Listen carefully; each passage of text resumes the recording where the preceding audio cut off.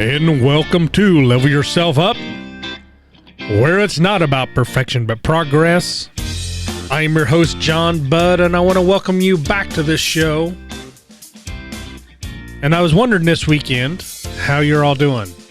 How are you taking some of the things that we're talking about in the last few weeks?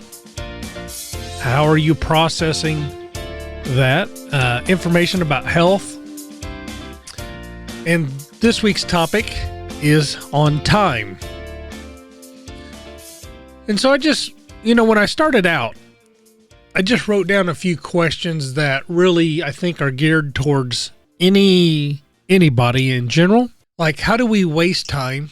How do we improve our use of time? And how can we get time back? And then how do we spend time? I think if we looked at time as a resource, sometimes it would benefit us. I know that some of our past podcasts have been on being time management, improving our time and stuff like that. But as I was looking at the 5 things that we can improve ourselves in 2022, and one is the use of our time. Our time is valuable.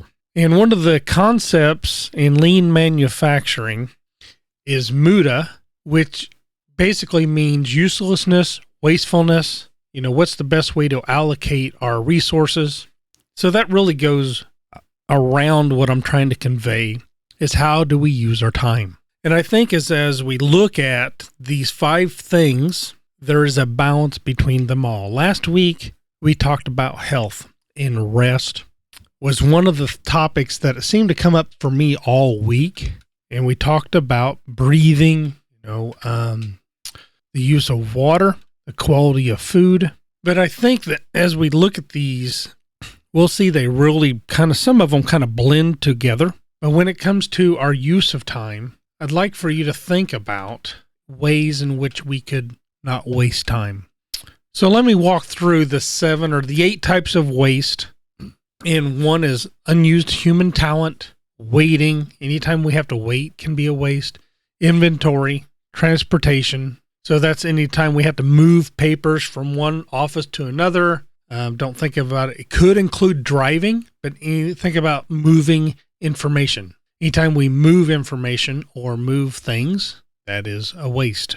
Defects would be products that we put out that are bad. Motion would be just overuse of motion itself, or we overproduce, and then overprocessing where we add non-value activities. So I think there's a balance in these. When we look at these things from our own personal life, we shouldn't look at rest as waste. Jesus even rested. We are commanded to rest. The word Sabbath, as we talked about last week, was from the word rest. So look at it as rest should be an activity. But waiting on something, if I have to wait on you to get something done, then we can use that time as a place to do something else if we plan ahead. So that leads me to better organization of our day. Do we think the night before the things that we need to get done? Do we standardize some of our stuff? So every night, do we have our clothes laid out so we're ready to go? So one of the ways that we can capture our time is basically to do a time audit, which that just means document what you do and how long you spend on it. If you say you spend X amount of time on emails, just document it. Don't change your schedule, but just document how much time you spend on it. Then once you've done that, maybe go back and review it and then set limits around certain tasks and maybe set boundaries. So when you get home from an evening, you got a half hour or so that you do a certain task.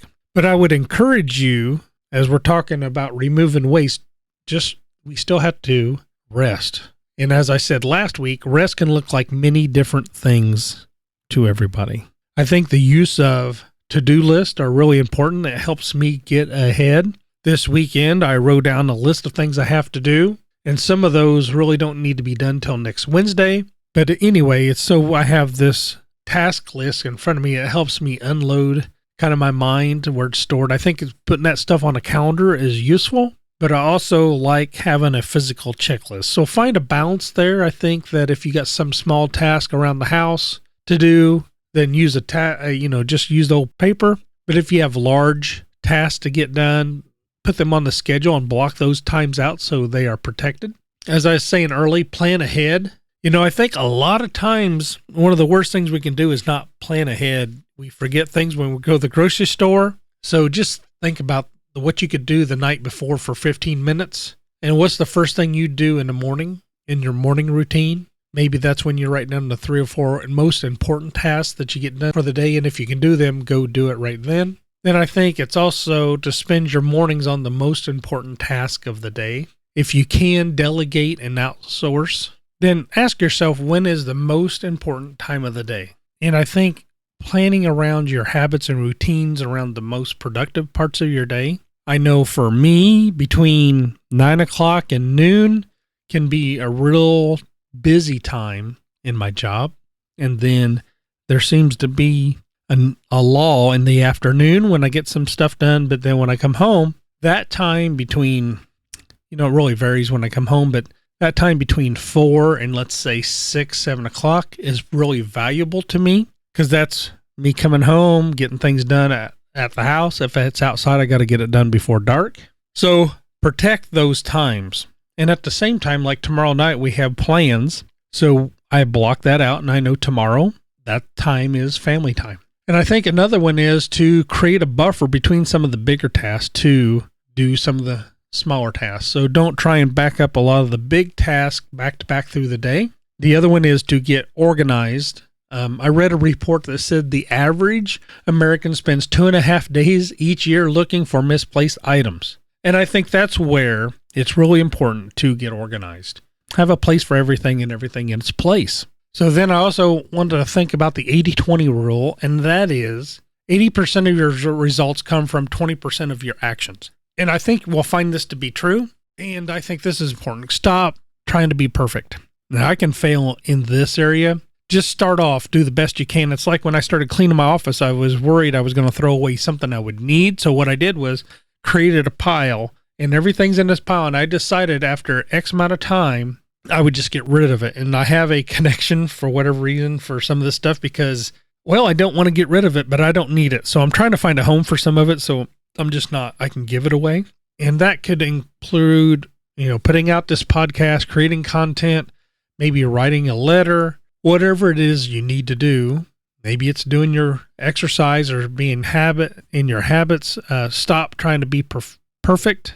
Do the best you can at that day and move on. And I think the other part that goes with this kind of an underhidden theme is stop being so hard on yourself and to love yourself. And I think the other one is to set boundaries and say no. If you have a full plate and somebody's wanting you to do something, I can just say, no, I have an appointment. Now, I don't have to tell them necessarily what that appointment is. It could be that I've just got family time planned, or it could be I have another client that I need to go visit.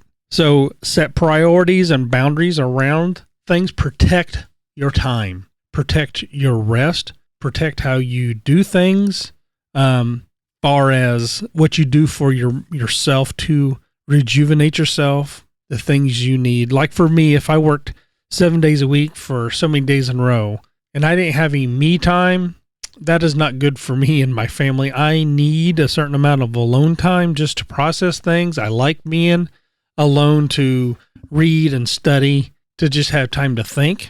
So those times are important. I think it's important to protect those times, and everybody in your family needs those times. So it's working together. So then think about Keystone Habits. I read this somewhere and I put this in my notes. So I have not read this book, but it's called The Power of a Habit. I've read this in a couple other books though. But anyway, this guy, Charles, I'm not going to try and pronounce his name, coined the term Keystone Habits. And so basically what that is, the habits that can transform your life, such as exercising, tracking what you eat, developing daily routines, and meditating. Those habits that replace bad habits to make you a better person. That's what I was kind of referring to earlier. We need to protect those times so they happen. Waiting in line, sometimes I listen to podcasts, and that's when I read my audiobooks. I listen to my audiobooks. I like to take note in some of these audiobooks. I do read a couple different times. Also, when we drive back and forth to work, the average American commutes 26 minutes a day. So that's a good time to make phone calls, listen to podcasts, and do books as well. I really like, on my way home, contacting some of the people that I need to contact through the week. So that those are ways to manage your time. And one of the things when you feel uninspired, and we all go through these cycles. One of the podcasts I have coming up on the schedule, we all get in these ruts. Oh, it's what season you're in.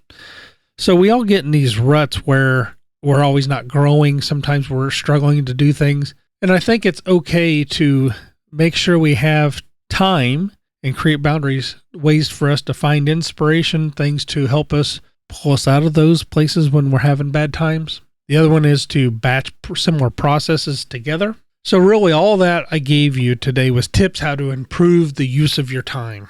And remember, we can never get time back. So it's a precious commodity and we should treat it as such. And know that it's okay to rest, to sleep in, to have balance. But there's a time to work and time to get things done, but there's a time to play as well. So, as much as it's important to work hard, it's important to play hard as well and have fun. And having fun and resting is not wasteful. There is a difference. Look at it, what it is adding to your life. If we watch TV to learn and to have fun, that's awesome. But if all we do is binge watch TV and we don't get nothing done, and it causes, I've watched so much TV that I've lost clients, I'm losing work, not showing up on time, then that's a problem. So as I said, I've had other episodes about time management. That was in episode 77 and episode 26 for making time for you. So I'll put links in the show notes for those topics. So also I want to think about if your life is chaotic, and think about the energy it takes when everything's chaotic. If we put our energy in the right focus, then we can set some order to some chaos. But it takes a little bit of planning and a little bit of work to keep order in place. And so work hard to create some order. And, a prime example of this, one of the things that I'm really bad about doing is tracking my customers, what I spend on customers. And at the end of the year for taxes, I have to go back through all my purchases. And if every month I would reconcile those, life would be a lot easier. And I start off real good at the first of the year, and towards the end of the year, I end up not doing it. So this year I'm trying to make a commitment to do that every month. And actually after every purchase, I'm not purchasing that much. So if every purchase, I can go apply that to a project. It's documented. Then when I bill that client for that project, it's pretty easy to bill as well. So I've started doing that. So look for ways to improve your processes along the way to improve your time. If you do a little bit now, it'll save you hours down the road. All right, my friends, I think that's all I got for today. I want to thank you for listening to this show. And if you listened this long, go check out the Facebook group, Level Yourself Up. I create a group there. I would invite you to message me. I'll send you an invite. I would really like to maybe get some topics you'd like to talk about there. Post them in there if you have questions, a way that we can support you. And I would just like to build that to help supplement this podcast as well. All right, God bless, and I'll catch you next week.